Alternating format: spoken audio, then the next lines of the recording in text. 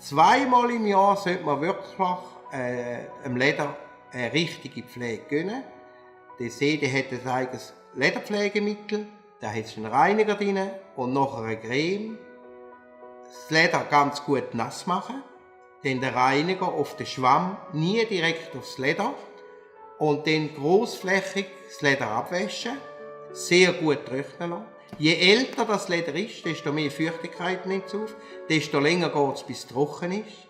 Vielleicht einen halben Tag warten und dann nachher mit der Creme wieder eincremen. Dann geht das Pflegemittel auch ins Leder rein und schützt das Leder von innen. Das ist gleich, wie wir direkt aus der Dusche kommen und uns sofort den Körper eincremen, dann geht es ins Geschmier, weil die Haut einfach noch nicht trocken ist und so ist es auch mit dem Leder.